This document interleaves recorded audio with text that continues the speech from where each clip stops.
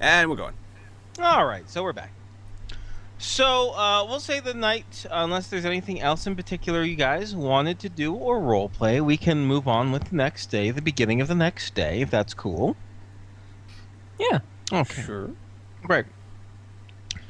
So in the morning, as you get yourselves assembled and whatnot, Lee is there, and he is having breakfast. He definitely looks a lot better than when you first saw him. He is now clean shaven. His hair is no longer greasy. His clothes are Al's, so they're clean, but they're ill-fitting. Al's body type and Lee's body type are not exactly the same. So around the stomach, it's pulled a little bit too much, and his thighs are a little bigger than Al's. So the top of his pants and the bottom of his shirt shows some stretch there, but whatever. Beggars can't be choosers, right? Uh, He definitely smells a lot better, and he definitely has his appetite. He is eating quite a relatively large breakfast that he helped himself to. And in fact, I would like everyone who's interested to give me a roll of just a roll of d20. okay. Okay. Interested in his eating situation? Or? Well, no, interested in rolling, aka I don't want to say Oh. all of you, and then Krana feels like, oh, I got to roll d20 right now because it's just more of an observational thing. Okay, sure. He's interested in him eating. Okay, so Tom, it's you that actually notices this because you're the first one who actually gets into the dining room where he is eating, and you notice that he is quickly putting away a small silver flask inside one of the pockets of the jacket that Al lent him. And he just keeps eating, and he goes, "Oh, hey, good morning. You guys got some good grub here. Thanks a lot." Tom is going to stare at him, Mhm. and through gritted teeth, he's going to say, "Give me the flask." And for a second, Lee kind of looks a little guilty. He goes, "What flask?" The one in your vest pocket. No. Okay. I'm going to go up to him, stare at him in the face, and ask him again, "Please give me the flask." How old are you, kid? 16. Okay. But we need you to be sober right now. A little of the hair of the dog isn't gonna lay me flat on my ass. If you've seen half the shit that I have seen, you would either be insane or you'd be drinking more right now. So, although you can't tell, I'm actually restraining myself pretty good. Okay? So why don't you let me have the small reprieve in life, which is a tiny flask of some vodka, and let me go, okay? Or do you want to make a big stink out of this? Tom's going to look over at Al. Al would motion Tom over, and he'd say, a man who drinks that much alcohol, a flask like that, probably won't really impair him that much. If it makes things go smoother, we'll go ahead. However, and then he would walk over to Lee Yep, Lee. and sit down and say, Lee, Yeah. you may have missed this earlier, but you realize he can set things on fire, right? Lee nods and says, yeah. For your own sake, it's best not to argue with him. However, you can have your flask, but that's all you're getting, so use it well.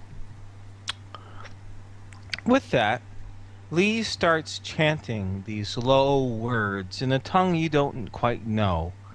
And it sounds kind of more like, namana hey, amana ha. And with that, a blue glow surrounds his body, in the shape of armor. And he says, I might look like a washed up has-been, but I still know a few tricks. A burster isn't going to cause me to go screaming to the hills. I can handle myself. You just leave me and my little flask alone and we'll do your little job for you. And then hopefully I'll never see you assholes again. Okay? You're a very ungrateful person, you know that? Yeah, well, I don't have time to tell you my entire life story. Let's just say there's a reason for it. Al just kind of Now- raises an eyebrow. Now, we gonna get on with this? Who do we gotta meet? How are we gonna get the Space Cadet Princess, out and about? Well, we gotta go talk to the, I forget her name. Lovely Shauna. Filipino lady. Huh? Shauna. Shauna, yeah. We need to go talk to Shauna. Show Okay. her that you are presentable. Oh, I'm presentable, all right. Don't worry, I'll be good. Shauna and I, we've made arrangements before, so it's not like there'll be any sort of problem or anything. All right, so for the sake of expediency, Shauna can be located at the government building, more specifically the New Laszlo City Government Offices and Licensing Building. That's kind of where her kind of headquarters is. Shauna has a tendency to run back and forth. Okay, Pef. But she is easily enough tracked down. It takes a little bit of time in the morning, but eventually you're able to have a meeting with Shauna. And with that, Shauna gives a bemused look when Lee enters the picture. And she gives a bit of a laugh, and she goes, Lee, I thought you were still in town, although I'm kind of surprised right now. Other than a new set of clothes and that shiner on your eye, you're looking better than I expected. And Lee gives out a bit of a sarcastic guffaw and says, I always have people who like to see me. And he kind of points to the shiner in his eye. So, from what I understand, you need someone who can travel in between dimensions to wrangle back Morin in case she strays. Is that right? Shauna nods and says, yeah, by the sounds of it, it should be relatively simple, but before I let any of you go, there's one last thing that I'm going to require from you. And Lee kind of rolls his eyes, and he kind of knows what to expect, but I'll give you guys a moment to interject if you want. If you don't, Shauna can continue. No, probably better not. It's more of like my character is going to get into a relaxed position, like he's going to be hearing a long discussion. Okay. Shauna simply says, what I require from all of you, if I am to allow to dispatch one of my soldiers out to assist you, is an oath. And then Lee rolls his eye and goes, oh boy. Oh boy. Oh, is that all? I Yeah. thought you were going to ask Tom on a date. Al sits Shauna down. kind of Tom's- blinks. Shauna blinks a little bit, but she doesn't laugh or smile or that. She's like, no, this is no laughing matter. I don't know how you operate, but I operate in believing that a person's word is their bond. And what I require is for all of you to solemnly swear to not deceive and to return Morin safe and sound back to New Laszlo, where she is absolutely needed. Can I get that oath? Al would look completely serious, and he would give the oath. Repeat what Okay. you said. Okay. I'll do the same. All right. Patrick? Patrick will think about it, and then he'll raise a question. What if she...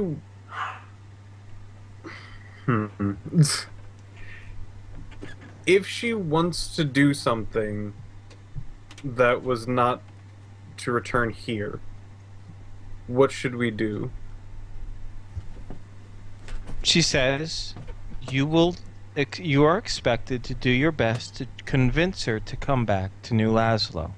And added with Lee's special ability, special knowledge, you might have the means to do so. But Okay. I'm not expecting you to give up the second things don't go correct, that don't go well, and you will do your absolute best. Morin, she pauses again. She says, Morin doesn't really have much of a will of her own. She has a little bit, but you know, you've met her. You know how she operates. She's very wistful. She's very pliable. She's not all that difficult to convince to go back home. She just needs reminders along the way. Sometimes she just gets forgetful. And with that, Lee snorts. And Shauna gives a, if looks could kill, that kind of look to Lee. Then I will try to convince her to the best of my ability. And Okay. will also repeat the oath. Okay. Mila, would you agree to just make sure more? She's gone. Oh, yeah. Kriana's gone? Yeah, Kriana had to head out. Oh, okay. All right. Well, then that's that then. Okay. Let's see here. I was going to say, as we leave, Um, unless we aren't leaving yet. You're not leaving yet. Oh, never mind. Lee has to take the oath after all. Oh. And after a little bit cajoling, he says, you made me take the oath the last damn time, and if I was going to break it or not, didn't actually matter. I just did what I was supposed to do when I brought her back for you, okay?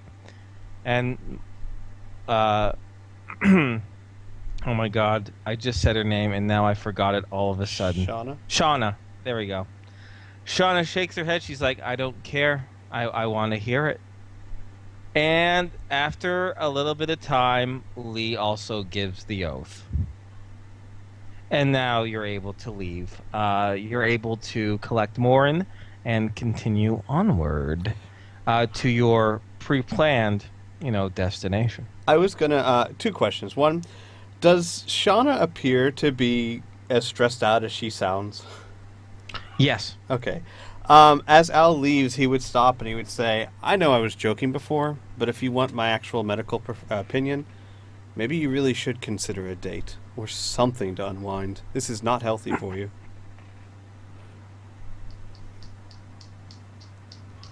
Shauna looks at you and she says, I didn't realize doctors gave dating advice. I'll be fine. The city's just in a rough patch right now, and they need me. That's all. And Al, as, how to say, non-combatively as possible, says they need you, but they need you healthy. Just something to think about. And he walks out the door. Fair enough. So, once again, you arrive back at Catherine and Morin's home, and after, once again, introductions and, well, not introductions, but meeting up again, Morin is once again ready to travel. During the interaction between Catherine and Morin and you guys, just that simple little small talk, Lee kind of stands back away and does not participate. But he's not grumbling or anything about that either. He's just very withdrawn at this point. Okay. And Patrick, mhm. Patrick will actually nudge, if I can remember his name. No, it's not Morinth, is it? Morin. Morin, the the man that we've been taking care of. I'm gonna hand him a flask. Oh, you mean Lee? Sorry, Lee. you're looking for names. So, Lee, are you gonna hand him the flask? Yeah. Is it full? It that is a stuff tiny in it? test tube, and it has about a. It's not like a super tiny one. It's a test tube, but it's Okay. about half full. All right. Takes the tube skeptically, and he asks, well, "What is this?" I I saw you having a bit of trouble with um, befriending our team, and I think this should be sufficient enough to help you. T gives a quizzical look at you, uncorks it, takes a bit of a sniff, takes a step back, and then a little smile graces his mouth, and he tips the tube over up to you and downs it. And he goes, "Oh, okay, all right." And he hands the test tube over to Patrick, and he gives you a slap on the elbow, and he says, "Ah, good. I was afraid all of you were stick in the muds. Now I know that you're okay. All right." Whew! Oh That is shit! gonna Where have did that you happen. get that? Oh, a few towns back. Well, I might have to pick your brain more on the exact location of those towns, but I could give you the recipe for this thing. excuse me. Really? Yeah. Okay, you and I were traveling partners. Everyone else ready to go? Al would like nudge Patrick and be like, what did you give him? Moonshine. Oh, right. Can you not give him the recipe until after we get back? Yes. I can't make moonshine on the road over. Move over. Let's. I'm Yeah, doing but the but back Al seat. doesn't know this. He has no idea how you make it. Fair enough. I appreciate you staying in character. Jesus. Okay. I love that. What you give him? Moonshine. Oh. All right. So, you guys are able to exit New Laszlo. You're on the way back. You're on your way to the Nexus point that you were originally traveling to before you were stopped by the New Laszlo military. This time they've been radioed ahead and they're allowing you to go. Lee makes it clear that he doesn't know what you guys are packing. He doesn't know what your abilities are other than, what you've already mentioned in conversation. But he is not an optimist, and he says, "You know what? Assuming that this is going to go perfectly, still just prepare for the worst. Hell, with any sort of shifter magic, you should prepare for the worst, but doubly so if you're going to have her around." He points over to Morin, and Morin, once again, is kind of just looking around in a very dreamlike state. So the question is really, we can handle the travel. We can get over that very, very relatively easily. But I just want to know that what you are traveling in and what you are wearing and what weapons are you taking, the whole shebang. All right. Let's see. I'm going to bring the sparkly armor. Okay. Standard weaponry, and let's see. How much would we be able to actually transport? I don't know like how portals and whatnot work. Can I drive an ATV through it? It'll be large enough for Morin, in her own encoded way, makes it clear that an ATV or other vehicles are fine. Something as large as a behemoth might not get fit through. She says, doors to other dimensions are in various sizes, but sometimes doors just aren't sufficient. AKA. Yeah. Sometimes they're big enough to handle behemoths, sometimes they're not, so best not to risk. Right. Al would look at Lee and he'd be like, how much firepower should I realistically need to bring? So who are you asking? Lee. Lee. Lee kind of gives a bit of a smirk and says, "Do you know magic? Nope. Then take as much as you can possibly carry." With that, Al will sigh, very, very, like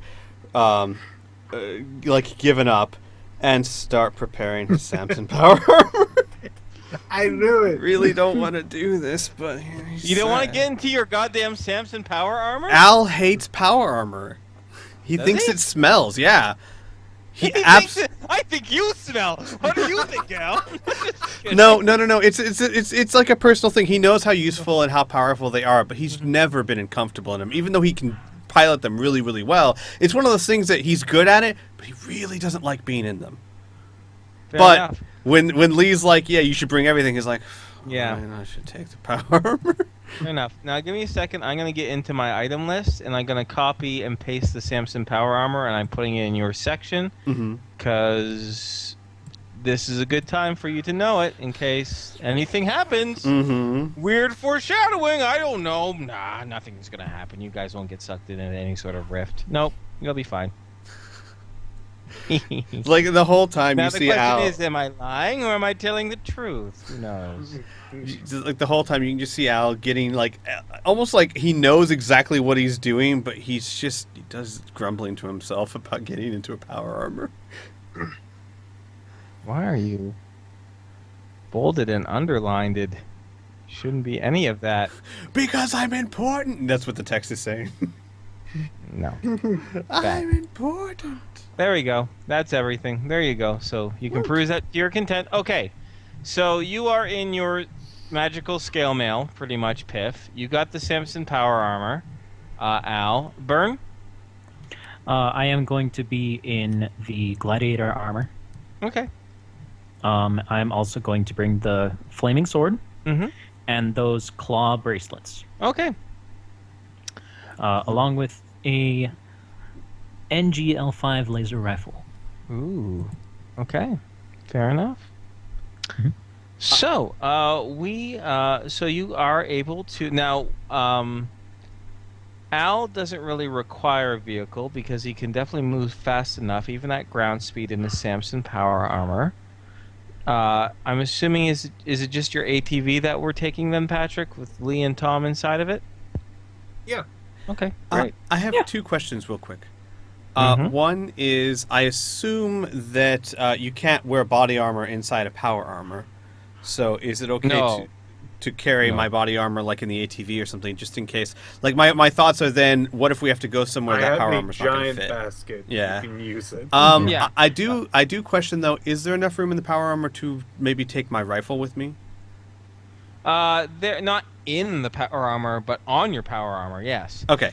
There's definitely compartments for it. Actually says in the description, even though you do have that rail gun, Mm-hmm. there are compartments and areas in which to hang or hold secondary weapons. Yeah, So, my thoughts are. In if- fact, you can choose to use that weapon instead of the railgun if you want. Oh, I see. All right. Yeah, my thoughts are more like if I have to ditch the power armor, what do I have then, kind of thing. Okay. So carrying Yeah. my regular gladiator body armor in the ATV basket and the rifle somewhere on my power armor. Yes. And actually, I think I will bring my motorcycle. All right. Fantastic. And then we'll have to ask Mila, I guess, next week what she wants to bring. Mm-hmm. That's why I brought my motorcycle, just in case. Well, I'm wondering. Okay. All right. So we are going to the session might be cutting a little bit shorter than usual, folks, because we are going to get to a point where like we might need to dedicate an hour and a half to it, and I don't know if I want to stay up that late. But I'll let you. There'll be a good break period. Nevertheless, we're not going to stop Mhm. this very second. All right. So, you are able to travel like I said, it's a relatively well-traveled area because a lot of magic users in New Laszlo use this nexus point for various reasons. And you are able to reach there relatively easily. It's a very nice clearing with, sure enough, two of these ley lines intersecting each other, and right now there's no rift or anything, just this mystical energy is just surging through it. And even those of you who are not psychically or magically gifted can kind of feel the charge in the air, and your lips kind of tingle a little bit as you're surrounded by this kind of mystical force. And as you travel, I think it's fair enough that since Morin and Lee and Patrick and Tom are all in the ATV, that you would need to communicate to Morin where exactly you want the rift to open up to, which is by the nexus point by the burning wood there, correct? Yes. Okay. So